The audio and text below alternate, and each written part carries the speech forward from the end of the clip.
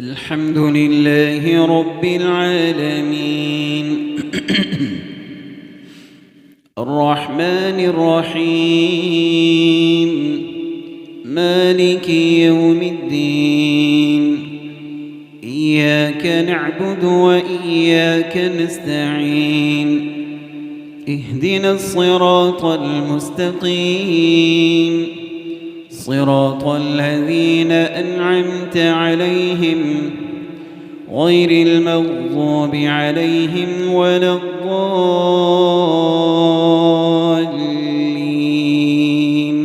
آمين.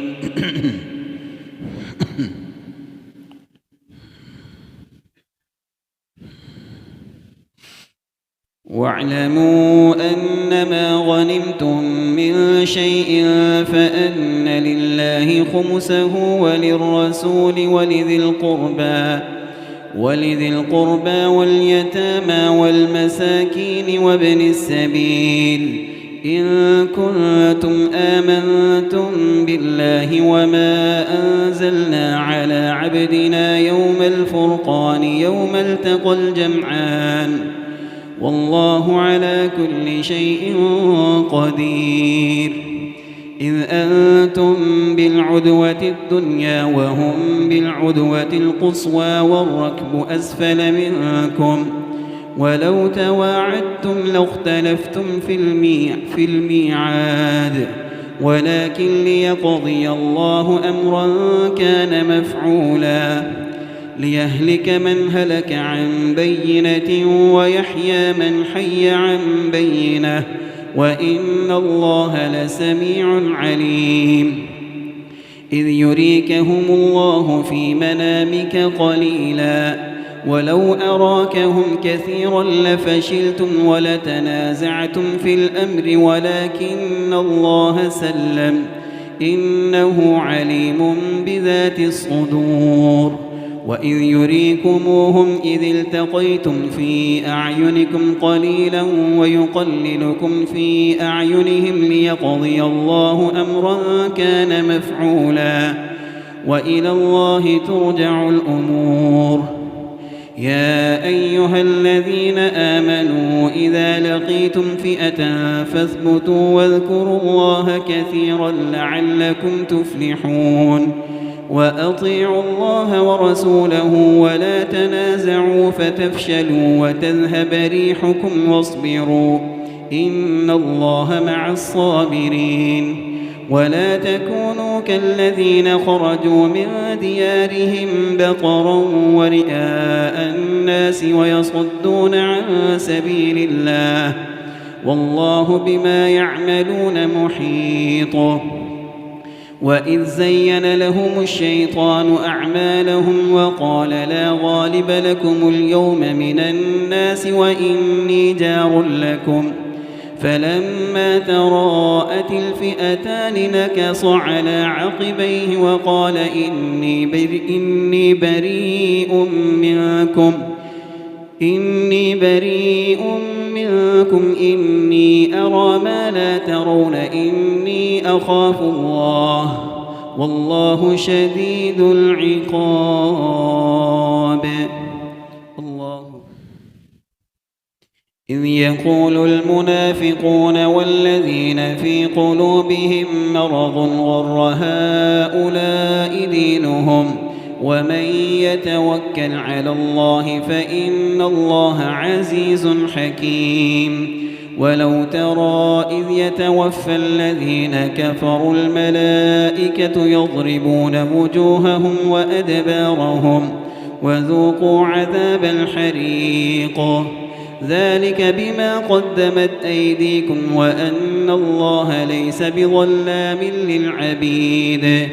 كدأب آل فرعون والذين من قبلهم كفروا بآيات الله فأخذهم الله بذنوبهم إن الله قوي شديد العقاب. ذلك بأن الله لم يك مغيرا نعمة أنعمها على قوم حتى يغيروا ما بأنفسهم وأن الله سميع عليم. كدأب آل فرعون والذين من قبلهم كذبوا بآيات ربهم فأهلكناهم بذنوبهم وأغرقنا آل فرعون وكل كانوا ظالمين إن شر الدواب عند الله الذين كفروا فهم لا يؤمنون الذين عاهدت منهم ثم ينقضون عهدهم في كل مرة وهم لا يتقون فإما تثقفنهم في الحرب فشرد بهم من خلفهم لعلهم يذكرون وإما تخافن من قوم خيانة فانبذ إليهم على سواء إن الله لا يحب الخائنين إياك نعبد وإياك نستعين اهدنا الصراط المستقيم صراط الذين أنعمت عليهم غير المغضوب عليهم ولا الضالين آمين ولا يحسبن الذين كفروا سبقوا إنهم لا يعجزون وأعدوا لهم ما استطعتم من قوة ومن رباط الخيل ترهبون به عدو الله وعدوكم وآخرين من دونهم لا تعلمونهم الله يعلمهم وما تنفقوا من شيء في سبيل الله يوفى إليكم وأنتم لا تظلمون وإن جنحوا للسلم فاجنح لها وتوكل على الله إنه هو السميع العليم وإن يريدوا أن يخدعوك فإن حسبك الله هو الذي أيدك بنصره وبالمؤمنين وألف بين قلوبهم لو أنفقت ما في الأرض جميعا ما ألفت بين قلوبهم ولكن الله ألف بينهم إنه عزيز حكيم يا أيها النبي حسبك الله ومن اتبعك من المؤمنين يا أيها النبي حرض المؤمنين على القتال إن يكن منكم 20 صابرون يغلبوا 200 وإن يكن منكم 100 يغلبوا 1000 من الذين كفروا بأنهم قوم لا يفقهون الآن خفف الله عنكم وعلم أن فيكم ضعفا فإن يكن منكم 100 صابرة يغلبوا 200 وإن يكن منكم 1000 يغلبوا 2000 بإذن الله والله مع الصابرين ما كان لنبي أن يكون له أسرى حتى يثخن في الأرض تريدون عرض الدنيا والله يريد الآخرة والله عزيز حكيم لولا كتاب من الله سبق لمسكم فيما أخذتم عذاب عظيم فكلوا مما غنمتم حلالا طيبا واتقوا الله إن الله غفور رحيم يا أيها النبي قل لمن في أيديكم من الأسرى إن يعلم الله في قلوبكم خيرا يؤتكم خيرا مما أخذ منكم ويغفر لكم والله غفور رحيم وإن يريدوا خيانتك فقد خانوا الله من قبل فأمكن منهم والله عليم حكيم إن الذين آمنوا وهاجروا وجاهدوا بأموالهم وأنفسهم في سبيل الله والذين آووا ونصروا أولئك بعضهم أولياء بعض والذين آمنوا ولم يهاجروا ما لكم من ولايتهم من شيء حتى يهاجروا وإن استنصروكم في الدين فعليكم النصر إلا على قوم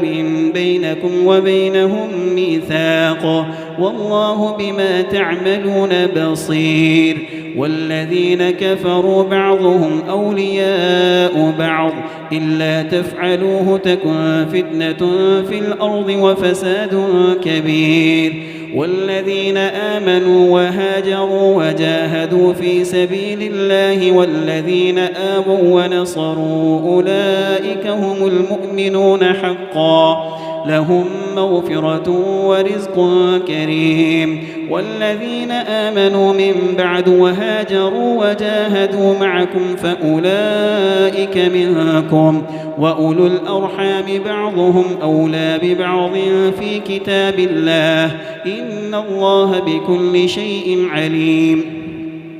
براءة من الله ورسوله إلى الذين عاهدتم من المشركين فسيحوا في الأرض 4 أشهر واعلموا أنكم غير معجز الله وأن الله مخزي الكافرين وأذان من الله ورسوله إلى الناس يوم الحج الأكبر أن الله بريء من المشركين ورسوله فإن تبتم فهو خير لكم وإن توليتم فاعلموا أنكم غير معجز الله وبشر الذين كفروا بعذاب أليم إلا الذين عاهدتم من المشركين ثم لم ينقصوكم شيئا ولم يظاهروا عليكم أحدا فأتموا إليهم عهدهم إلى مدتهم إن الله يحب المتقين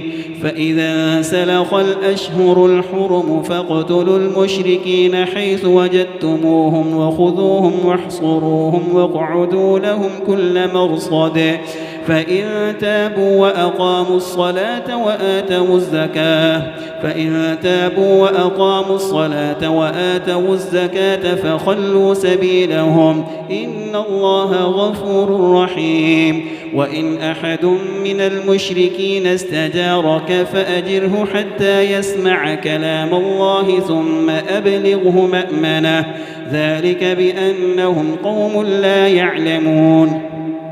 كيف يكون للمشركين عهد عند الله وعند رسوله إلا الذين عاهدتم عند المسجد الحرام فما استقاموا لكم فاستقيموا لهم إن الله يحب المتقين كيف وإن يظهروا عليكم لا يرقبوا فيكم إلا ولا ذمة يرضونكم بأفواههم وتأبى قلوبهم وأكثرهم فاسقون اشتروا بآيات الله ثمنا قليلا فصدوا عن سبيله إنهم ساء ما كانوا يعملون لا يرقبون في مؤمن إلا ولا ذمة وأولئك هم المعتدون فإن تابوا وأقاموا الصلاة وآتوا الزكاة فإخوانكم في الدين ونفصل الآيات لقوم يعلمون وإن نكثوا أيمانهم من بعد عهدهم وطعنوا في دينكم فقاتلوا أئمة الكفر إنهم لا أيمان لهم لعلهم ينتهون ألا تقاتلون قوما نكثوا أيمانهم وهموا بإخراج الرسول وهم بدأوكم أول مرة أتخشونهم فالله أحق أن تخشوه إن كنتم مؤمنين قاتلوهم يعذبهم الله بأيديكم ويخزهم وينصركم عليهم ويشفي صدور قوم مؤمنين ويذهب غيظ قلوبهم ويتوب الله على من يشاء والله عليم حكيم أم حسبتم أن تتركوا ولما يعلم الله الذين جاهدوا منكم ولم يتخذوا من دون الله ولا رسوله ولا المؤمنين وليجة والله خبير بما تعملون ما كان للمشركين أن يعمروا مساجد الله شاهدين على أنفسهم بالكفر أولئك حبطت أعمالهم وفي النار هم خالدون إنما يعمر مساجد الله من آمن بالله واليوم الآخر وأقام الصلاة وآتى الزكاة ولم يخش إلا الله فعسى أولئك أن يكونوا من المهتدين أجعلتم سقاية الحاج وعمارة المسجد الحرام كمن آمن بالله واليوم الآخر وجاهد في سبيل الله لا يستوون عند الله والله لا يهدي القوم الظالمين الذين آمنوا وهاجروا وجاهدوا في سبيل الله بأموالهم وأنفسهم أعظم درجة عند الله وأولئك هم الفائزون يبشرهم ربهم برحمة منه ورضوان وجنات لهم فيها نعيم مقيم خالدين فيها أبدا إن الله عنده أجر عظيم يا أيها الذين آمنوا لا تتخذوا آباءكم وإخوانكم أولياء إن استحبوا الكفر على الإيمان ومن يتولهم منكم فأولئك هم الظالمون قل إن كان آباؤكم وأبناؤكم وإخوانكم وأزواجكم وعشيرتكم وأموال اقترفتموها وتجارة تخشون كسادها ومساكن ترضونها أحب إليكم من الله ورسوله وجهاد في سبيله فتربصوا حتى يأتي الله بأمره والله لا يهدي القوم الفاسقين لقد نصركم الله في مواطن كثيرة ويوم حنين إذ أعجبتكم كثرتكم فلم تغن عنكم شيئا وضاقت عليكم الأرض بما رحبت ثم وليتم مدبرين ثم أنزل الله سكينته على رسوله وعلى المؤمنين وأنزل جنودا لم تروها وعذب الذين كفروا وذلك جزاء الكافرين ثم يتوب الله من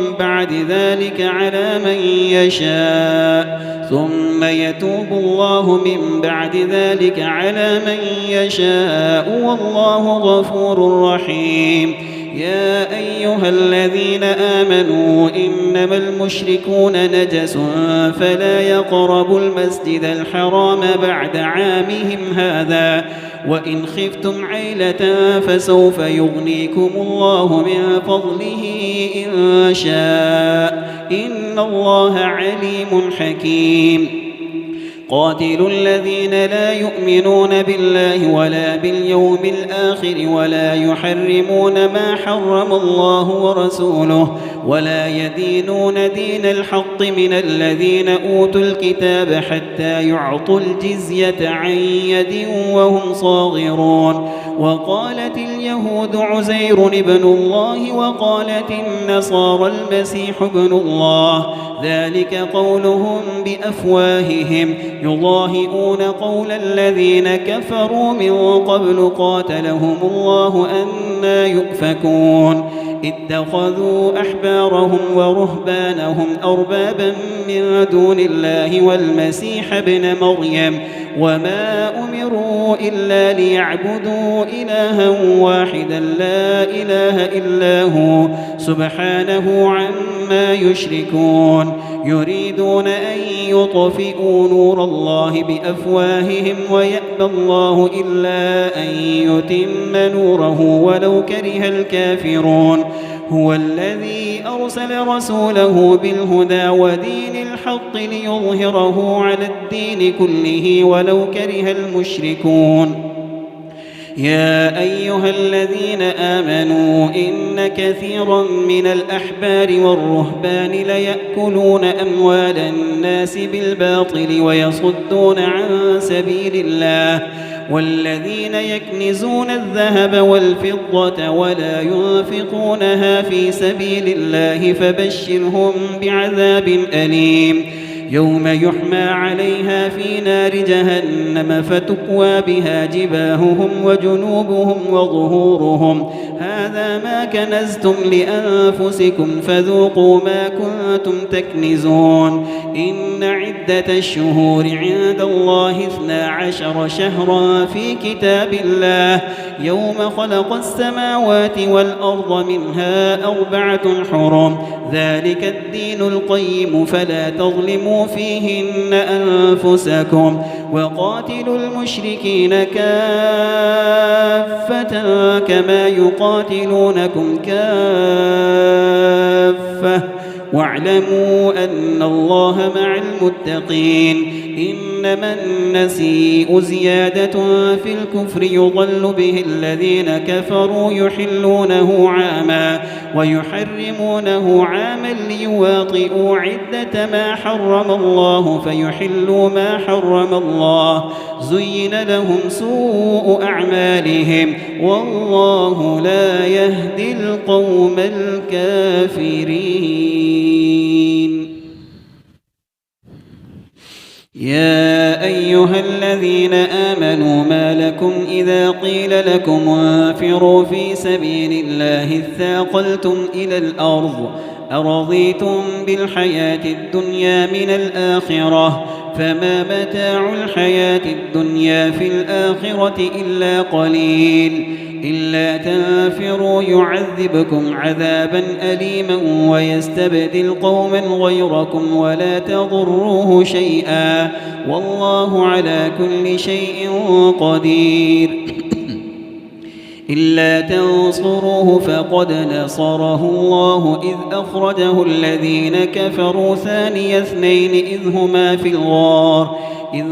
في الغار إذ يقول لصاحبه لا تحزن إن الله معنا فأنزل الله سكينته عليه وأيده بجنود لم تروها وجعل كلمة الذين كفروا السفلى وكلمة الله هي العليا والله عزيز حكيم. انفروا خفافا وثقالا وجاهدوا بأموالكم وأنفسكم في سبيل الله ذلكم خير لكم إن كنتم تعلمون لو كان عرضا قريبا وسفرا قاصدا لاتبعوك ولكن بعدت عليهم الشقة وسيحلفون بالله لو استطعنا لخرجنا معكم يهلكون أنفسهم والله يعلم إنهم لكاذبون عفى الله عنك لم أذنت لهم حتى يتبين لك الذين صدقوا وتعلم الكاذبين لا يستأذنك الذين يؤمنون بالله واليوم الآخر أن يجاهدوا بأموالهم وأنفسهم والله عليم بالمتقين إنما يستأذنك الذين لا يؤمنون بالله واليوم الآخر وارتابت قلوبهم فهم في ريبهم يترددون ولو أرادوا الخروج لأعدوا له عدة ولكن كره الله بعاثهم فثبطهم وقيل اقعدوا مع القاعدين لو خرجوا فيكم ما زادوكم إلا خبالا ولأوضعوا خلالكم يبغونكم الفتنة وفيكم سماعون لهم والله عليم بالظالمين لقد ابتغوا الفتنة من قبل وقلبوا لك الأمور حتى جاء الحق وظهر أمر الله وهم كارهون ومنهم من يقول ائذن لي ولا تفتني ألا في الفتنة سقطوا وإن جهنم لمحيطة بالكافرين إن تصبك حسنة تسؤهم وإن تصبك مصيبة يقولوا قد أخذنا أمرنا من قبل ويتولوا وهم فرحون قل لن يصيبنا إلا ما كتب الله لنا هو مولانا وعلى الله فليتوكل المؤمنون قل هل تربصون بنا إلا إحدى الحسنيين ونحن نتربص بكم أن يصيبكم الله بعذاب من عنده أو بأيدينا فتربصوا إنا معكم متربصون قل أنفقوا طوعا أو كرها لن يتقبل منكم إنكم كنتم قوما فاسقين وما منعهم أن تقبل منهم نفقاتهم إلا أنهم كفروا بالله وبرسوله ولا يأتون الصلاة إلا وهم كسالى ولا ينفقون إلا وهم كارهون فلا تعجبك أموالهم ولا أولادهم إنما يريد الله ليعذبهم بها في الحياة الدنيا وتزهق أنفسهم وهم كافرون ويحلفون بالله إنهم لمنكم وما هم منكم ولكنهم قوم يفرقون لو يجدون ملجأ أو مغارات أو مدخلا لولوا إليه وهم يجمحون ومنهم من يلمزك في الصدقات فإن أعطوا منها رضوا وإن لم يعطوا منها إذا هم يسخطون ولو أنهم رضوا ما آتاهم الله ورسوله وقالوا حسبنا الله سيؤتينا الله من فضله ورسوله إنا إلى الله راغبون إنما الصدقات للفقراء والمساكين والعاملين عليها والمؤلفة قلوبهم وفي الرقاب والغارمين وفي سبيل الله وابن السبيل فريضة من الله والله عليم حكيم ومنهم الذين يؤذون النبي ويقولون هو أذن قل أذن خير لكم يؤمن بالله ويؤمن للمؤمنين ورحمة للذين آمنوا منكم والذين يؤذون رسول الله لهم عذاب أليم يحلفون بالله لكم ليرضوكم والله ورسوله أحق أن يرضوه إن كانوا مؤمنين ألم يعلموا أنه من يحادد الله ورسوله فأن له نار جهنم خالدا فيها ذلك الخزي العظيم يحذر المنافقون أن تنزل عليهم سورة تنبئهم بما في قلوبهم قل استهزئوا إن الله مخرج ما تحذرون ولئن سألتهم ليقولن إنما كنا نخوض ونلعب قل أبالله وآياته ورسوله كنتم تستهزئون لا تعتذروا قد كفرتم بعد إيمانكم إن نعف عن طائفة منكم نعذب طائفة بأنهم كانوا مجرمين المنافقون والمنافقات بعضهم من بعض يأمرون بالمنكر وينهون عن المعروف ويقبضون أيديهم نسوا الله فنسيهم إن المنافقين هم الفاسقون وعد الله المنافقين والمنافقات والكفار نار جهنم خالدين فيها هي حسبهم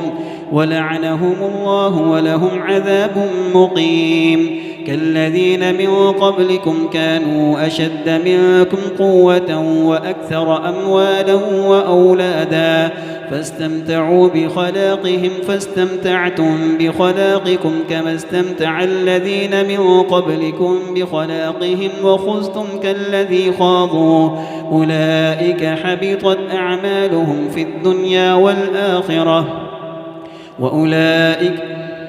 وأولئك هم الخاسرون ألم يأتهم نبأ الذين من قبلهم قوم نوح وعاد وثمود وقوم إبراهيم وأصحاب مدين والمؤتفكات أتتهم رسلهم بالبينات فما كان الله ليظلمهم ولكن كانوا أنفسهم يظلمون والمؤمنون والمؤمنات بعضهم أولياء بعض يأمرون بالمعروف وينهون عن المنكر ويقيمون الصلاة ويؤتون الزكاة ويطيعون الله ورسوله أولئك سيرحمهم الله إن الله عزيز حكيم وعد الله المؤمنين والمؤمنات جنات تجري من تحتها الأنهار خالدين فيها ومساكن طيبة في جنات عدن ورضوان من الله أكبر ذلك هو الفوز العظيم. يا أيها النبي جاهد الكفار والمنافقين واغلظ عليهم ومأواهم جهنم وبئس المصير يحلفون بالله ما قالوا ولقد قالوا كلمة الكفر وكفروا بعد إسلامهم وهموا بما لم ينالوا وما نقموا إلا أن أغناهم الله ورسوله من فضله فإن يتوبوا يك خيرا لهم وإن يتولوا يعذبهم الله عذابا أليما في الدنيا والآخرة وما لهم في الأرض من ولي ولا نصير.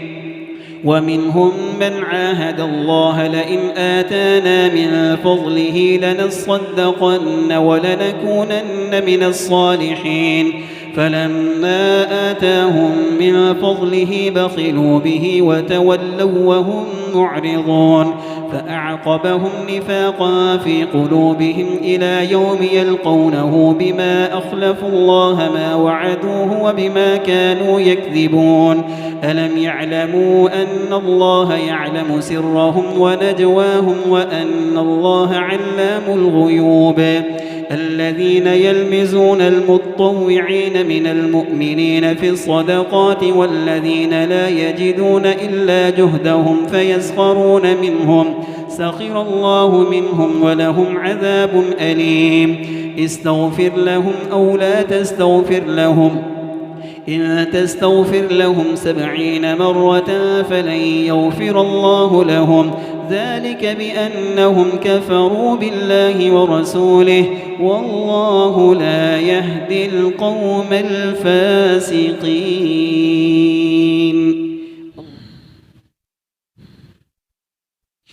فرح المخلفون بمقعدهم خلاف رسول الله وكرهوا أن يجاهدوا بأموالهم وأنفسهم في سبيل الله وقالوا لا تنفروا في الحر قل نار جهنم أشد حرا لو كانوا يفقهون فليضحكوا قليلا وليبكوا كثيرا جزاء بما كانوا يكسبون فإن رجعك الله إلى طائفة منهم فاستأذنوك للخروج فقل لن تخرجوا معي أبدا ولن تقاتلوا معي عدوا إنكم رضيتم بالقعود أول مرة فاقعدوا مع الخالفين ولا تصل على أحد منهم مات أبدا ولا تقم على قبره إنهم كفروا بالله ورسوله وماتوا وهم فاسقون ولا تعجبك أموالهم وأولادهم إنما يريد الله أن يعذبهم بها في الدنيا وتزهق أنفسهم وهم كافرون وإذا أنزلت سورة أن آمنوا بالله وجاهدوا مع رسوله استأذنك أولو الطول منهم وقالوا ذرنا نكن مع القاعدين رضوا بأن يكونوا مع الخوالف وطبع على قلوبهم فهم لا يفقهون لكن الرسول والذين آمنوا معه جاهدوا بأموالهم وأنفسهم وأولئك لهم الخيرات وأولئك هم المفلحون. أعد الله لهم جنات تجري من تحتها الأنهار خالدين فيها، ذلك الفوز العظيم. وجاء المعذرون من الأعراب ليؤذن لهم وقعد الذين كذبوا الله ورسوله، سيصيب الذين كفروا منهم عذاب أليم. ليس على الضعفاء ولا على المرضى ولا على الذين لا يجدون ما ينفقون حرج إذا نصحوا لله ورسوله، ما على المحسنين من سبيل، والله غفور رحيم. ولا على الذين إذا ما أتوك لتحملهم قلت لا أجد ما أحملكم عليه تولوا وأعينهم تفيض من الدمع حزنا ألا يجدوا ما ينفقون. إنما السبيل على الذين يستأذنونك وهم أغنياء رضوا بأن يكونوا مع الخوالف وطبع الله على قلوبهم فهم لا يعلمون. الله أكبر.